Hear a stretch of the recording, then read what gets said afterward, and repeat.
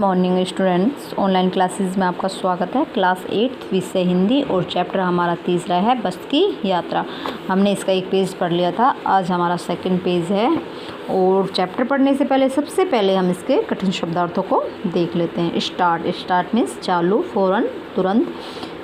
सरकना means खिसकना। असहयोग न करना। सविनय विनयपूर्वक। ट्रेनिंग प्रशिक्षण। दौर का मीन्स होता है समय और बॉडी मीन्स ढांचा। चैप्टर पढ़ते हैं। इंजन सचमुच स्टार्ट हो गया था। जो इंजन है बस का वो सचमुच चालू हो गया था। लेखक बस में बैठे हैं, बस चल नहीं रही थी, अब स्टार्ट हो गई, अर्थात बस चालू हो गई। जैसे सारी बस ही इंजन हो, ऐसा महसूस हो रहा था कि पूरी जो बस है वो इंजन हो और हम इंजन के भीतर बैठे हैं। किसके अंदर बैठे हैं? इंजन के बीच, ऐसा महसूस हो रहा था। कांच बहुत कम बचे थे। जो उस बस की खिड़की है उसके कांच बहुत ही कम बचे हुए थे। जो बचे थे उनमें से हमें बचना था, अर्थात उनसे हमें बचना था। किनसे? कांच से। कभी टूटकर हमारे ऊपर न पड़ जाए, तो इसलिए हमें उनसे बचना था। हम फ़ौरन खिड़की से दूर सरक गए। हम जल्दी से, फ़ौरन मीन्स जल्दी से, खिड़की से दूर सरक कर बैठ गए। इंजन चल रहा था। जो बस का इंजन है वह चल रहा था। हमें लगा रहा था कि हमारी सीट के नीचे इंजन है। ऐसा महसूस हो रहा था कि जो इंजन है वो हमारी सीट के नीचे ही है। बस सचमुच चल पड़ी और हमें लगा कि यह जो गांधी के असहयोग और सविनय आंदोलन के वक्त अवश्य जवान रही होगी।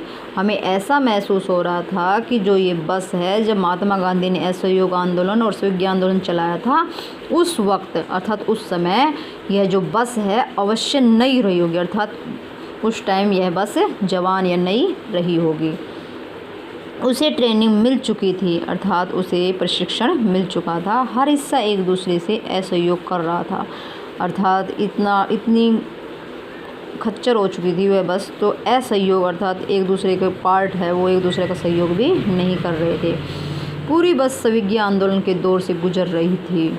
सीट का बॉडी से असहयोग चल रहा था, अर्थात जो बस की बॉडी है और जो सीट है उन दोनों के बीच असहयोग अर्थात सहयोग नहीं हो रहा था। कभी लगातार सीट बॉडी को छोड़कर आगे निकल जाती और कभी लगता कि सीट को छोड़कर बॉडी आगे निकल जा रही है, ऐसा महसूस होता। 8-10 मील चलने पर सारे भेदभाव मिट गए। कितने मील? 8-10 किलोमीटर जब वो चली तो हमारे मन में जो जितने भी भेदभाव थे वो मिट गए।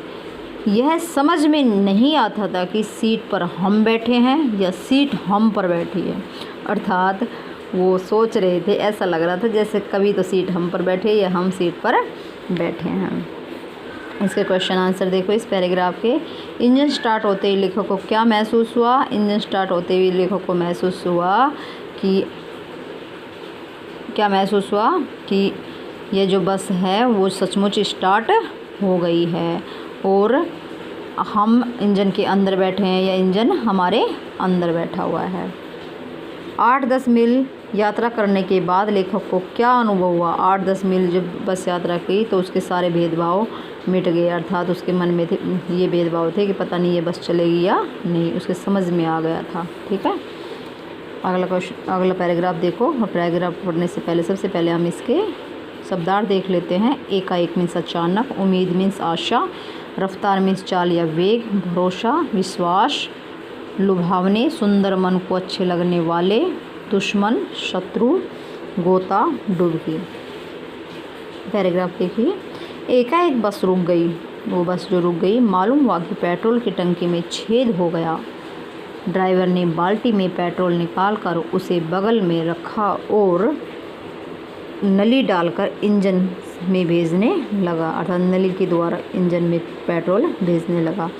अब मैं उम्मीद कर रहा था कि थोड़ी देर बाद बस कंपनी के हिस्सेदार थे जो इंजन को निकालकर गोद में रख लेंगे और उसे नली से पेट्रोल पिलाएंगे। ये कौन बात सोच रहा था? लेखक सोच रहे थे।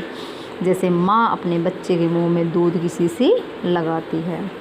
बस की जो रफ्तार है अब 15-20 मील हो गई थी। पहले 8-10 मील थी, अब कितनी रफ्तार हो गई है? 15-20 मील हो गई है। मुझे उसे किसी हिस्से पर भरोसा नहीं था। लेखक को बस के किसी हिस्से पर भरोसा नहीं था। ब्रेक फेल भी हो सकता था, क्योंकि खच्चर बस थी, बिल्कुल ही टूटी फूटी थी, तो ब्रेक फेल भी हो सकता था। स्टीयरिंग टूट सकता था। और प्रकृति के दृश्य बहुत ही लुभावने थे। जो हम जिस रास्ते से जा रहे थे, साइड में जो प्रकृति के दृश्य देख रहे थे, वो मन को लुभाने वाले थे, अर्थात मन को अच्छे लगने वाले थे। दोनों तरफ हरे भरे पेड़ थे जिन पर पक्षी बैठे थे। मैं हर पेड़ को अपना दुश्मन समझ रहा था।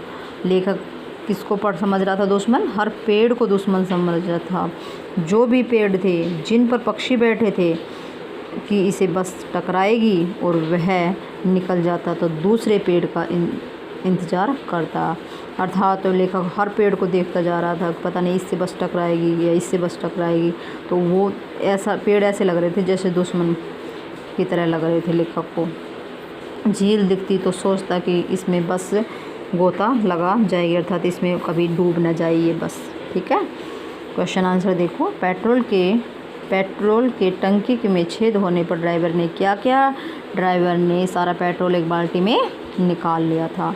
8-10 मील चलने के बाद रफ्तार कितनी हो गई थी? अब बस की जो रफ्तार थी वह 15-20 मील हो गई थी। ठीक है, आज के लिए इतना ही। इससे आगे हम नेक्स्ट क्लास में पढ़ेंगे। Thank you.